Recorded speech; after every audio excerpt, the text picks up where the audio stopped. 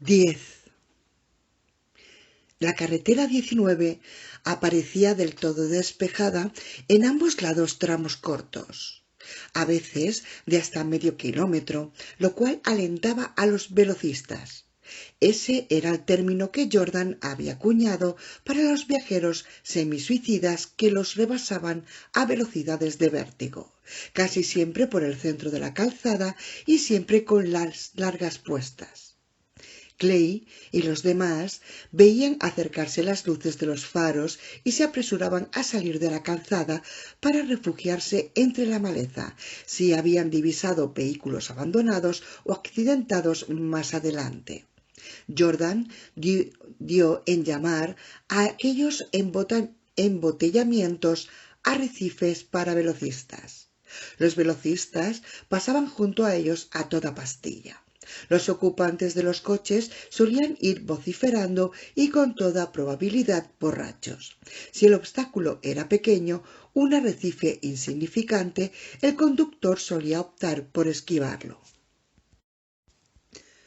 Si la carretera estaba del todo bloqueada, a veces intentaba sortear los vehículos de todos modos, pero en la mayoría de los casos, tanto él como sus pasajeros se decantaban por abandonar el vehículo y continuar viaje hasta el este a pie, hasta encontrar otro medio de locomoción que les pareciera apropiado para echar una buena carrera y pasar un rato entretenido.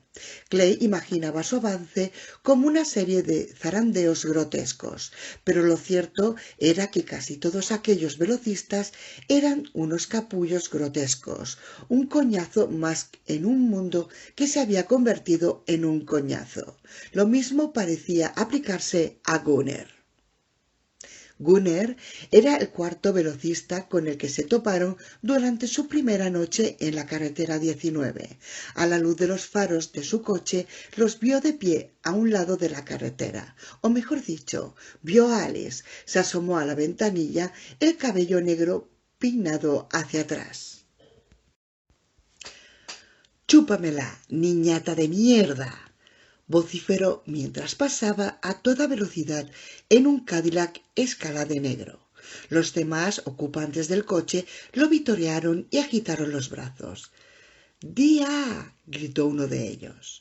A Clay le sonó a expresión de éxtasis absoluto articulada con acento del sur de Boston. «¡Qué agradable!», fue el único comentario de Alice. «Alguna gente no tiene...», empezó Tom. Pero antes de que pudiera explicarles lo que alguna gente no tenía, se oyó un chirrido de neumáticos en la oscuridad que se extendía ante ellos, seguido de un estruendo golpe sordo y el tintineo de vidrios rotos. «¡Joder!», masculló Clay al tiempo que echaba a correr. A menos de 20 metros, Alice los adelantó. «Cuidado, puede que sean peligrosos», advirtió la chica. Alice sostuvo en alto una de las automáticas para que Clay la viera y siguió incrementando la distancia entre ellos. Tom dio alcance a Clay casi sin resuello. Jordan corría junto a él sin esfuerzo alguno. «¿Qué hacemos si están malheridos?», jadeó Tom. «¿Pedir una ambulancia? No lo sé», repuso Clay, pero estaba pensando en el modo en que Alice había levantado la automática. Sí, lo sabía. 11. Alcanzaron a Alice tras doblar el siguiente recodo de la carretera. La chica estaba de pie detrás del Escalade, que yacía de costado con los airbags abiertos. Resultaba fácil reconstruir el accidente. El Escalade había tomado la curva ciega a unos 90 km/h y chocado contra un camión de leche abandonado. Capullo o no, el conductor se las había apañado para no destrozar por completo el coche. En aquel momento rodeaba aturdido el todoterreno, apartándose el cabello de cada cara. Sangraba por la nariz y por un corte en la frente. Clay se acercó al Escalade, pisando con las zapatillas deportivas los fragmentos del cristal del parabrisas desparramados por el suelo. Al mirar dentro comprobó que el coche estaba vacío. Alumbró el interior con la linterna y vio sangre en el volante, pero en ningún otro lugar. Por lo visto, los ocupantes estaban lo bastante bien para salir del coche, y todos menos uno habían emprendido la huida, seguramente de un modo instintivo. El que había decidido quedarse con el conductor era un escuálido adolescente con profundas cicatrices de acné, dentadura prominente y mugrienta melena pelirroja. Su parloteo incesante recordó a Clay el perrito que idolatraba a Spike en los dibujos animados de la Warner. ¿Estás bien, Gunnar?, preguntó. Clay suponía que así se pronunciaba Gunner en el sur de Boston. Joder, tío, estás sangrando como un cerdo. Me cago en Dios. Pensaba que estábamos muertos. Se volvió hacia Clay. ¿Qué coño miras? Cierra el pico, replicó Clay, no sin cierta amabilidad, dadas las circunstancias. El pelirrojo lo señaló con el dedo y luego se giró hacia su amigo ensangrentado. Es uno de ellos, Gunnar. Son ellos. Cierra el pico, Harold, ordenó Gunnar sin amabilidad alguna. Acto seguido paseó la mirada entre Clay, Tom, Alice y Jordan. Deja que me ocupe de tu frente, sugirió Alice. Había enfundado el arma para quitarse la mochila de la espalda y rebuscar en su interior. Llevo tiritas y gasa, también agua oxigenada que te escocerá, pero mejor eso que una infección, ¿verdad? Teniendo en cuenta lo que te ha dicho este joven hace un momento, eres mejor cristiana que yo en mis mejores tiempos, constató Tom. Se había descolgado el arma del hombro y la sostenía por la banda sin perder de vista a Gunnar y Harold.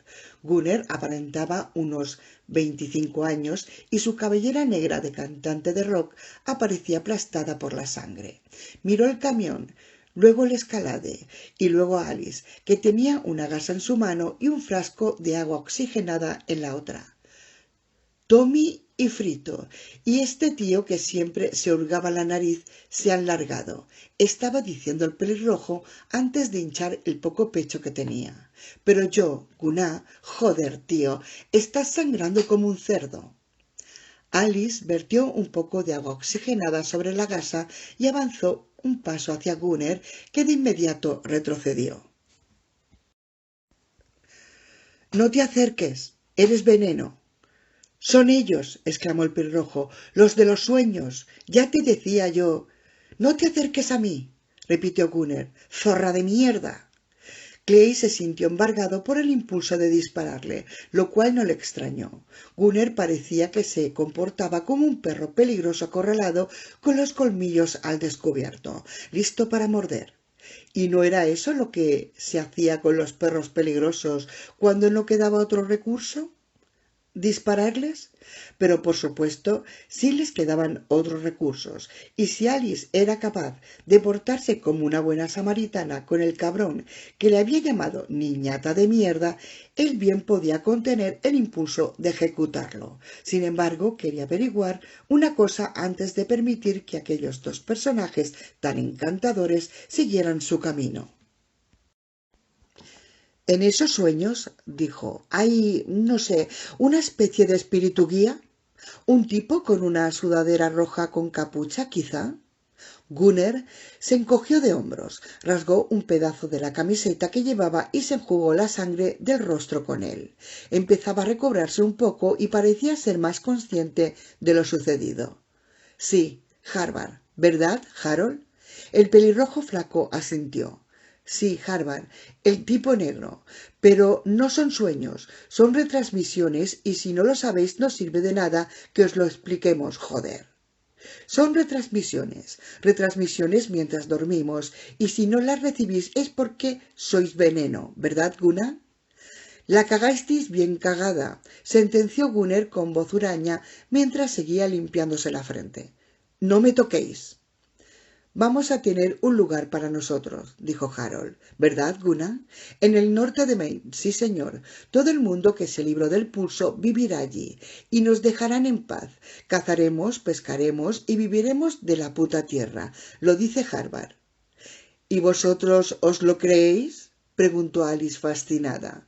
Cierra el pico, zorra, espetó Gunnar, levantando un dedo algo tembloroso. Será mejor que cierres el tuyo, advirtió Jordan. Nosotros tenemos las armas. Ni se os ocurra dispararnos, gritó Harold con voz estridente. ¿Qué crees que os haría Harvard si nos disparaseis, retaco de mierda? Nada, aseguró Clay. No empezó Gunnar. Pero sin darle ocasión a continuar, Clay avanzó un paso y lo golpeó en la mandíbula con el 45 de Beth Nickerson. La mira del arma le ocasionó otro corte en la mandíbula, pero Clay esperaba que en última instancia aquella herida resultara ser mejor medicamento que el agua oxigenada que el tipo había rehusado. Sin embargo, se equivocaba. Gunnar cayó hacia atrás y se estrelló contra el costado del camión cisterna de leche sin dejar de mirar a Clay con expresión estupefacta. Llevado por un impulso, Harold avanzó un paso. Tom lo apuntó con el arma y sacudió la cabeza una sola vez, pero con firmeza. Harold retrocedió y empezó a mordisquearse las yemas de los dedos sucios, por encima de los cuales sus ojos se veían enormes y húmedos. Ahora nos iremos, anunció Clay. Os aconsejo que os quedéis aquí al menos una hora, porque no os conviene nada volvernos a ver. Os perdonamos la vida como regalo, pero si volvemos a veros, os la quitaremos. Dicho aquello, Clay retrocedió hacia Tom y los demás, pero con la vista aún clavada en aquel rostro huraño y ensangrentado.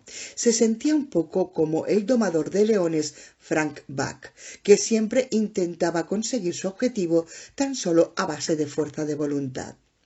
Una cosa más. No sé por qué la gente del teléfono quiere que todos los normales vayan a Caswak, pero lo que sí sé es que lo que suele significar un rodeo para el ganado. Os conviene pensar en ello la próxima vez que recibáis una de esas retransmisiones nocturnas.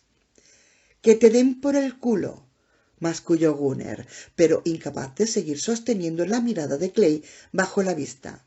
Venga, Clay, instó Tom. Vámonos. No quiero volver a veros, Gunnar, advirtió Clay, pero sí volvieron a verlos. 12. De algún modo, Gunnar y Harold debían de haberlos adelantado, quizá asumiendo el riesgo de recorrer 8 o 10 kilómetros de día, mientras Clay, Tom, Alice y Jordan dormían en el motel State Line, situado a unos 200 metros más allá de la frontera de Maine. Tal vez se habían atrincherado en el área de descanso de Salmon Falls y habían ocultado su vehículo nuevo entre la media docena de coches abandonados allí, pero lo cierto era que daba igual. Lo que importaba era que los habían adelantado para esperar a que pasaran y luego atacar. Clay apenas reparó en el sonido del motor ni en el comentario de Jordan de que se acercaba un velocista. Se hallaban en territorio conocido y a medida que pasaban ante los lugares que le resultaban tan familiares como la marisquería Frenot, a 3 kilómetros al este del motel State Line, la heladería Shaky Tasty Freeze, situada justo enfrente, y la estatua del general Joshua Chamberlain en la diminuta plaza mayor de Turnbull. Se acentuaba la sensación de estar inmenso en un sueño muy vívido. No comprendió qué pocas esperanzas había depositado en volver a ver su hogar hasta divisar el enorme cucurucho de plástico que coronaba la heladería, una silueta cuya punta rizada se recortaba contra las estrellas, tan prosaica y exótica como salida de la pesadilla de un loco. «Hay bastantes obstáculos para un velocista», comentó Alice.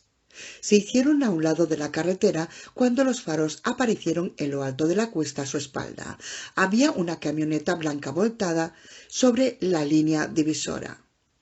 Clay pensó que existía la posibilidad de que el vehículo que se acercara chocara contra ella, pero los faros se desviaron hacia la izquierda un instante después de llegar a lo alto de la cuesta. El velocista esquivó la camioneta con facilidad y condujo unos segundos por la cuneta antes de volver a la calzada. Más tarde Clay dedujo que Gunner y Harold debían de haber reconocido aquel tramo de carretera para luego prever los arrecifes. Se quedaron mirando el coche. Clay era quien estaba más cerca de los faros. Alice estaba a su izquierda y Tom y Jordan a la izquierda de Alice. Tom rodeaba los hombros del chico con el brazo. «Madre mía, ¿cómo viene?», observó Jordan sin alarma alguna. Tampoco Clay estaba alarmado ni barruntaba lo que sucedería. De hecho, había borrado por completo de su mente a Gunner y Harold. Vio un coche deportivo, quizá un MG, aparcado a medias en la calzada y a medias fuera de ella, a unos 20 metros de donde se encontraban. Harold, que conducía el bólido, hizo una maniobra brusca para esquivarlo. No se desplazó mucho, pero quizá sí lo suficiente para dar al traste con la puntería de Gunner. ¿O no? Quizá Clay no era el objetivo de Gunner, quizá era a Alice a quien pretendía alcanzar. Iban en un Chevrolet de aspecto anodino. Gunner se había arrodillado en el asiento trasero y estaba asomando a la ventanilla hasta la cintura, sosteniendo en las manos un pedrusco de hormigón. Profirió un grito inarticulado que parecía sacado de los bocadillos de los cómics que Clay había dibujado como artista freelance, algo así como «¡Ya!», y arrojó el pedrusco. Tras un recorrido breve y mortífero en la oscuridad, golpeó a Alice en un lado de la cabeza. Clay jamás olvidó el sonido. La linterna que Alice llevaba y que sin duda la había convertido en un blanco perfecto, aunque todos llevaran una, salió despedida de su mano y proyectó un cono de luz sobre el asfalto, alumbrando guijarros y un fragmento de protector de faro trasero que refulgía como un rubí falso. Clay cayó de rodillas junto a ella sin dejar de gritar su nombre, pero no se oía a sí mismo a causa del traqueteo de Mr. Rápido, que por fin se entrenaba. Los relámpagos del cañón iluminaban la noche como un foco estroboscópico, y a su luz Clay distinguió la sangre que le resbalaba por el lado izquierdo. «Dios mío, qué cara, es un torrente». De repente el fuego cesó. «El cañón se me ha ido hacia arriba», gritaba Tom. «No podía bajarlo. Creo que he vaciado todo el puto cargador en el cielo». «¿Está herida? ¿Le ha dado?», gritaba Jordan. Clay recordaba el momento en que Alice se había ofrecido a limpiar con agua oxigenada y vendar la frente de Gunner. «Pero mejor eso que una infección, ¿verdad?», había dicho. Tenía que detener la hemorragia. Tenía que detenerla de inmediato. Se quitó la chaqueta y el jersey que llevaba debajo. Usaría el jersey para envolverle la cabeza como si fuera un puto turbante. El haz errante de la linterna de Tom alumbró el pedrusco de hormigón y se detuvo. Estaba impregnado de sangre y cabellos. Al verlo, Jordan empezó a gritar, jadeante y sudoroso a pesar del frío de la noche. Clay envolvió la cabeza de Alice en el jersey. La tela quedó empapada al instante y tenía la sensación de llevar unos guantes calientes y mojados. Al poco, la luz de la linterna se posó sobre Alice, en su cabeza envuelta en el jersey hasta la nariz, de modo que parecía la prisionera de una banda de islamistas radicales en una foto de internet. En su mejilla, lo que quedaba de ella, en el cuello cubierto de sangre. Los gritos de Tom se unieron a los de Jordan. «Ayudadme», quería suplicarles Clay. «Dejad de gritar y ayudadme». Pero de su garganta no brotó sonido alguno, y lo único que pudo hacer fue presionar el jersey empapado contra el costado herido de su cabeza, mientras recordaba que también sangraba el día que la conoció y pensaba que en aquella ocasión no había sido nada, no había sido nada. Las manos de Alice sufrían espasmos involuntarios y sus dedos levantaban nubecillas de tierra de la cuneta. Que alguien le dé la zapatilla, pensó Clay, pero la zapatilla estaba guardada en la mochila y Alice estaba tendida sobre la mochila, tendida con la cabeza aplastada por alguien empeñado en saldar una pequeña cuenta. Advirtió que también sus pies temblaban espasmódicos y que la sangre seguía brotando de la herida y empapándole las manos a través del jersey. Aquí estamos, en el fin del mundo, se dijo. Alzó la mirada hacia el cielo y divisó la estrella vespertina. 13. Alice no llegó a perder el conocimiento en ningún momento, aunque tampoco volvió en sí del todo. Tom consiguió dominarse y ayudó a trasladarla pendiente arriba. Ahí había árboles, según recordaba Clay, un huerto de manzanos. Le parecía recordar que Sharon y él habían ido una vez a coger manzanas cuando Johnny era pequeño, cuando las cosas iban bien entre ellos, cuando no discutían por el dinero ni por el futuro. Dicen que no hay que mover a la gente que tiene una herida grave en la cabeza, insistió Jordan, que caminaba tras ello con la mochila de Alice. No te preocupes por eso, Jordan, dijo Clay. Es imposible que sobreviva tal como está. No creo que pudiera ayudarla ni en un hospital. Vio que el rostro de Jordan se ensombrecía. Lo siento. La tendieron sobre la hierba. Tom intentó darle agua de una botella con boquilla y la chica llegó a beber un poco. Jordan le dio la zapatilla, la Nike de bebé. Alice la cogió, empezó a apretarla y la manchó de sangre. Luego se sentaron a aguardar su muerte. Aguardaron durante toda la noche. 14. Papá me ha dicho que podía comerme el resto, así que no me eches la culpa a mí, dijo hacia las 11. Estaba tumbada con la cabeza apoyada sobre la mochila de Tom, que éste había rellenado con una manta que había cogido del motel Sweet Valley Inn, a las afueras de Methuen, en lo que ahora se le antojaba otra vida. Una vida mejor, a decir verdad. La mochila ya estaba empapada de sangre. Alice tenía el ojo que le quedaba fijo en las estrellas. Su mano izquierda yacía abierta sobre la hierba. Llevaba una hora sin moverla. La mano derecha apretaba la zapatilla sin cesar. Apretar, relajar. Apretar, relajar. Alice, ¿tienes sed?, le preguntó Clay. ¿Quieres un poco más de agua? Alice no contestó. 15. Más tarde, a la 1:45, según el reloj de Clay, Alice preguntó a alguien si podía ir a bañarse. No quiero esos tampones, declaró al cabo de 10 minutos. Esos tampones están sucios. El sonido de su risa era natural, asombroso, y despabiló a Jordan, que se había adormecido. Al ver su estado, el chiquillo rompió a llorar. Se alejó un poco para llorar a solas, y cuando Tom intentó sentarse junto a él para consolarlo, le ordenó a gritos que se fuera.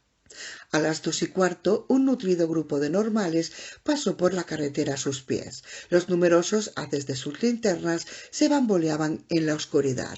Clay se acercó al borde de la pendiente.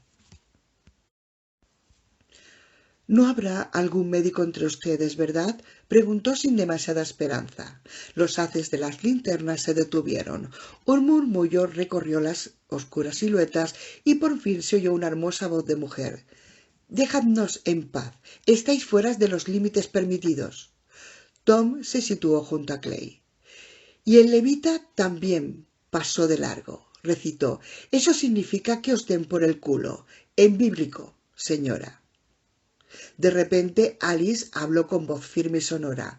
«Los hombres del coche pagarán, no como favor a vosotros, sino como advertencia a los demás. ¿Lo entendéis?». Tom aferró la muñeca de Clay con una mano helada. «Dios mío, parece despierta». Clay encerró la mano de Tom entre las suyas. «No es ella, Tom», aseguró. «Es el tipo de la sudadera roja, que la está utilizando de altavoz». Los ojos de Tom relucían enormes en la oscuridad. «¿Cómo lo sabes?», preguntó. «Lo sé», afirmó Clay. A sus pies las linternas se alejaban. No tardaron en perderse de vista y Clay se alegró. Aquello era asunto suyo y solo suyo. 16. Oh, mamá, qué pena. Rosas marchitas, este jardín se ha terminado, exclamó Alice a las 3:30 en lo más profundo de la madrugada. ¿Nevará? Preguntó en tono más alegre. Haremos un fuerte, haremos una hoja, haremos un pájaro, haremos una mano, un azul, haremos... Dejó la frase sin terminar y siguió contemplando las estrellas que miraban en la noche como un reloj. Hacía frío, la aplicaron más. Cada una de sus exhalaciones formaba una nubecilla de vapor. La hemorragia había cesado por fin. Sentado junto a ella, Jordan le acariciaba la mano izquierda, la que ya estaba muerta, y esperaba al resto del cuerpo. «Pon esa tan romántica que me gusta», pidió Alice, «la de Hal and the Oates». 17. «Es el vestido más bonito que he visto en mi vida», aseguró a las 5:20. Los demás se habían reunido a su alrededor. Clay había dicho que creía que se acercaba el fin. «¿De qué color es, Alice?», preguntó Clay sin esperar respuesta. «Verde», le sorprendió ella. «¿Para qué te lo pondrás?». «Las señoras vienen a la mesa», repuso Alice. Su mano seguía oprimiendo la zapatilla, pero cada vez más despacio. La sangre de la herida se había secado hasta adquirir una suerte de brillo esmaltado. «Las señoras vienen a la mesa, las señoras vienen a la mesa». «El señor Ricardi se queda en su puesto y las señoras vienen a la mesa». «Exacto, cariño», musitó Tom. «El señor Ricardi se quedó en su puesto, ¿verdad? Las señoras vienen a la mesa». El ojo de Alice se volvió hacia Clay y por segunda vez habló con la otra voz, la que Clay había oído brotar de su propia boca. «Tu hijo está con nosotros». Fueron las únicas 5 palabras que pronunció. «Mientes», siseó Clay con los puños apretados por el esfuerzo de no pegar a la joven moribunda. «Mientes, hijo de puta». «Las señoras vienen a la mesa y tomamos el té», dijo Alice. 18. El alba despuntaba al este. Tom estaba sentado junto a Clay. «Si son capaces de leer el pensamiento», señaló al tiempo que le apoyaba una mano en el brazo, «es posible que hayan captado que tienes un hijo y estás preocupado por él con la facilidad con la que consultas algo en Google. Este tipo podría estar utilizando a Alice para intentar volverte loco». «Ya lo sé», respondió Clay, y también sabía que lo de Alice, que había dicho con la voz del tipo de la sudadera roja, era más que posible. «¿Sabes lo que no me quito de la cabeza?». Tom negó con un gesto. «Cuando era pequeño, debía de tener unos 3 o 4 años, cuando Sharon y yo aún nos llevábamos bien y lo llamábamos Johnny G. Venía corriendo cada vez que sonaba el teléfono. «¿Papá, Mimi?», preguntaba. Nos partíamos de risa, y si era su abuela o su abuelo, le decíamos «Papá, Titi», y le pasábamos el teléfono. Aún recuerdo lo enorme que parecía el maldito trasto en su manita y junto a su carita. «Basta, Clay». Y ahora... No pudo terminar. Ni falta que hacía. «Venid», gritó de repente Jordan con voz angustiada. «¡Deprisa!». Regresaron junto a Alice. Su cuerpo se había arqueado, presa de una convulsión. La columna vertebral rígida en su brazo mortal. El ojo bueno parecía a punto de salirse de su órbita. Los labios se curvaron hacia abajo y de repente todo se relajó. Alice pronunció un nombre que a ninguno de ellos le resultaba familiar. «Henry», y apretó la zapatilla por última vez. Luego sus dedos quedaron inertes y la soltaron. Un último suspiro, una última nubecilla de vapor por entre los labios entreabiertos. Jordan paseó la mirada entre Tom y Clay. «Está...». «Sí», asintió Clay. Jordan rompió a llorar. Clay permitió que Alice contemplara las estrellas ya casi desvanecidas durante unos segundos más y luego le cerró el ojo con el dorso de la mano. 19. Cerca del huerto había una granja. Encontraron palas en uno de los cobertizos y enterraron a Alice al pie de unos de los manzanos, con la zapatilla en la mano. Los tres convinieron en que era lo que Alice habría querido. A instancias de Jordan, Tom recitó de nuevo el Salmo 40, aunque en esta ocasión le costó mucho más acabarlo. Cada uno de ellos expresó un recuerdo que conservaba de Alice. Durante aquella parte del improvisado funeral, un rebaño de chiflados no demasiado nutrido pasó al norte de ellos. Los chiflados los vieron, pero no los molestaron, lo cual no extrañó a Clay ni lo más mínimo. Estaban locos y eran intocables, como sin duda Gunner y Harold no tardarían en comprobar de forma dolorosa.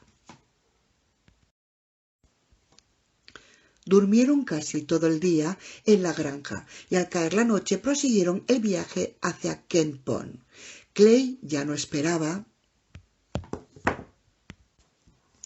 encontrar a su hijo allí, pero no había perdido la esperanza de tener noticias de él o quizá de Sharon.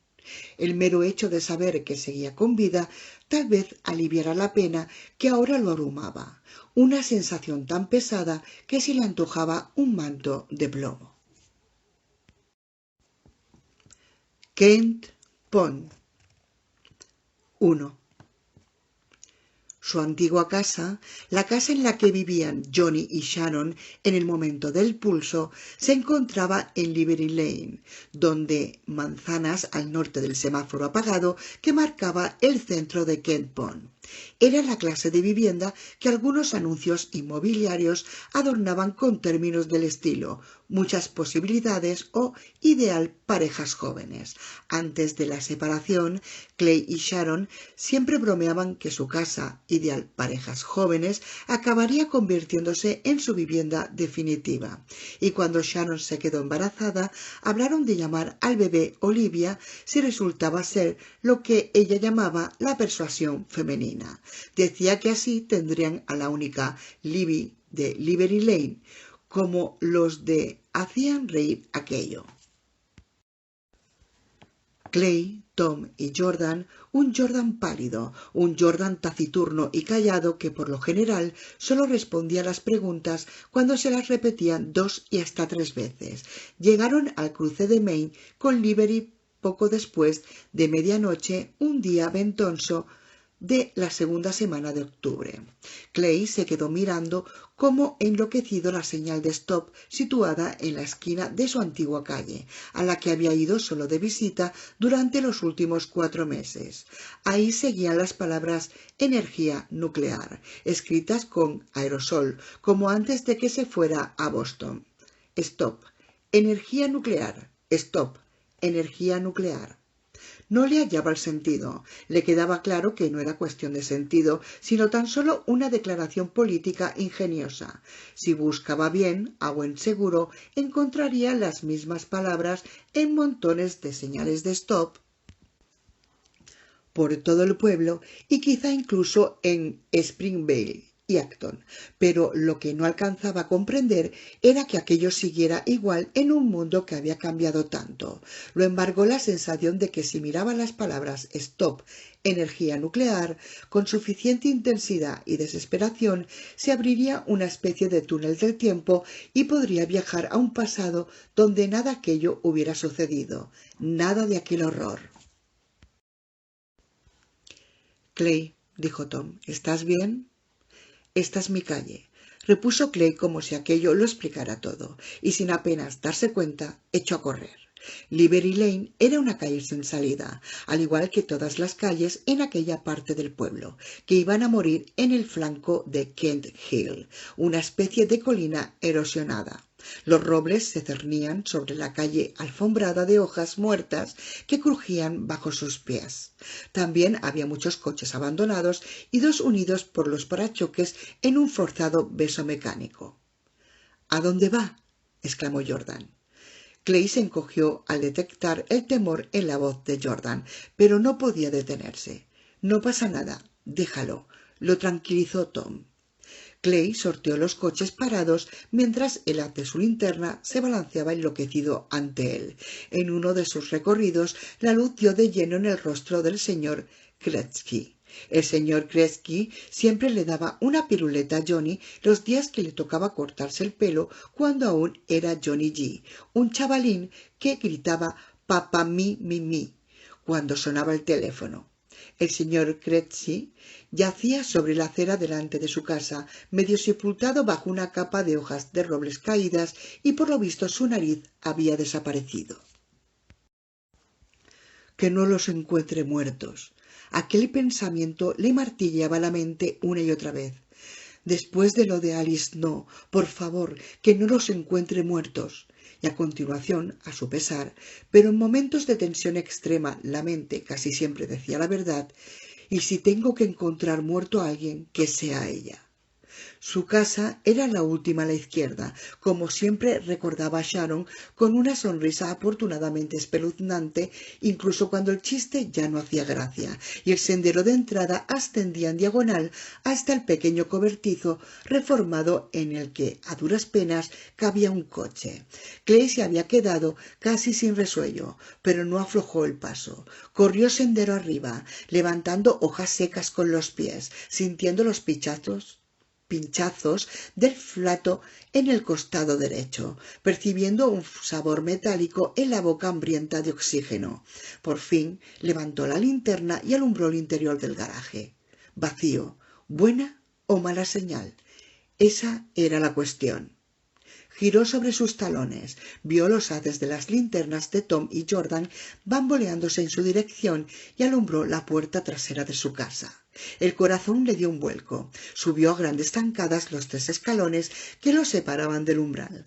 Dio un traspié y a punto estuvo de romper la puerta de seguridad al arrancar la nota sujeta solo por una esquina con cinta adhesiva. Si hubiera llegado 1 hora más tarde, o quizá tan solo media hora, tal vez el viento inquieto la habría arrancado y transportado muy lejos. Habría podido matarla por no ser más cuidadosa. Aquella clase de negligencia era tan típica de Sharon, pero al menos la nota no era de su mujer.